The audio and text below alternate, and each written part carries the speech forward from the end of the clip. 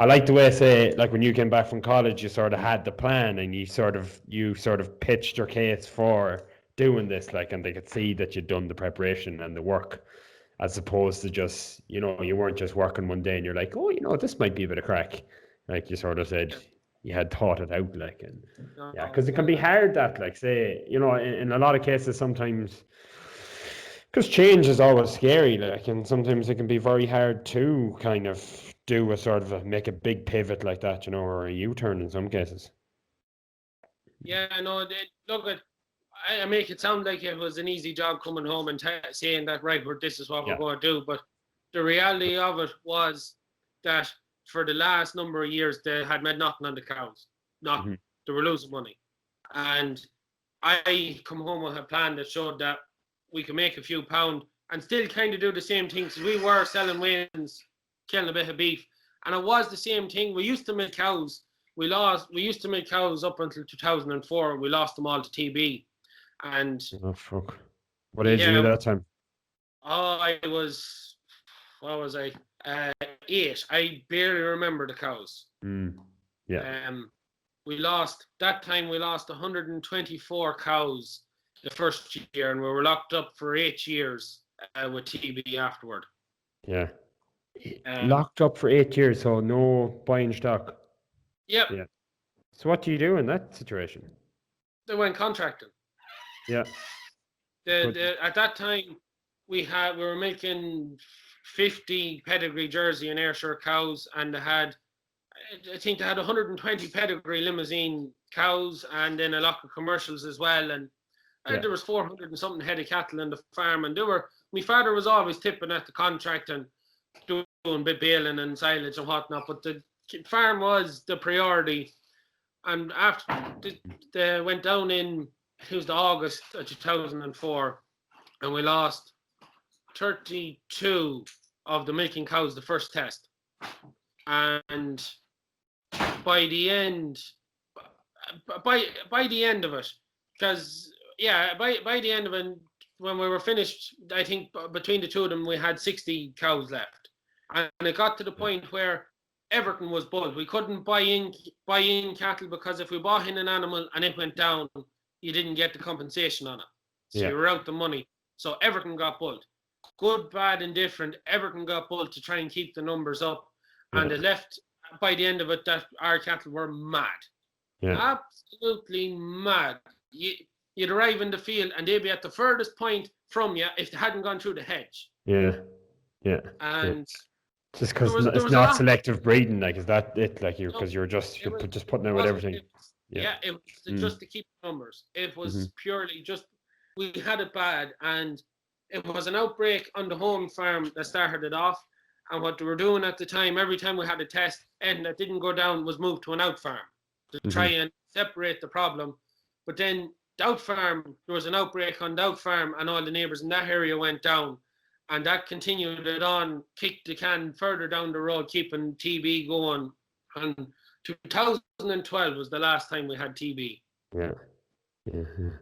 Jesus. But between that and like, it's amazing how, like, saying your old fella's farming career, like, the setbacks you can have, like, Yeah. like, fucking talk about stress, like, Jesus. Yeah, and then look, you want to go further back in the 70s, we were depopulated with brucellosis. Right, with the cows too. Yeah, with the cows too. Yeah, me and my grandfather and uncle's time, Everton had to go that time. Yeah. And they had an outbreak of brucellosis. Look, it's just par and par of it. You just try and not let it get you down, and you just muddle on through it, and you just pray for better days and hope they come someday. You got to be resilient, don't you? Yeah, that's all it is. Like you just, I suppose I'm used to it, and everyone here is used to hardship because it seems to be like all we get. But sure. Yeah. Look, sure. All the things you're taking on, you're a glutton for punishment too. Yeah. But you'd hope that it's an investment, like, just investing time into these things. Yeah, and it's good to diversify a bit too. Yeah. It's cool to see your old fella on the videos. Like, he's fairly articulate. Like, he's well able to talk. Oh yeah, no, Father Phil. I can remember when I started the videos, it was no. he didn't want to be in them and he wanted to be as far away from them as possible, and he had to watch them before he put them up in case it said something wrong. And now he's kind of got in on it, and he loves seeing the comments when he does story times or looking at the vintage tractors and people telling their stories, and he loves that, and he's really gone into it now, and he's an essential part of the channel, you could say. Like if he was to disappear tomorrow, he'd be missed. Like you know, he's become an essential part of it, and he really enjoying him on camera now. Yeah.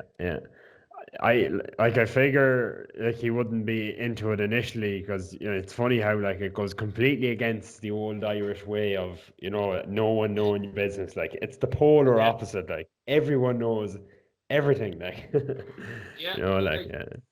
I do see it at home too. Like it's the same. Where Joanne, my sister Joanne, has a YouTube channel, and then of course the two of us would be sort of on Instagram as well, kind of trying to build a bit of a brand, and we'd be putting up shearing stuff and all that. And same with our out valley, you just be the type that that you don't want all the neighbours knowing that, that kind of way.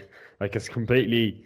But like they get in on it, like when they sort of, I suppose they see the value of it eventually, like, and then when free stuff starts coming and opportunities start happening, they kind of see the benefit of it too. That like it's cool to be able to sort of build a brand and get better known because it's sort of there's benefits to come with that and there's potential for monetizing it then, like.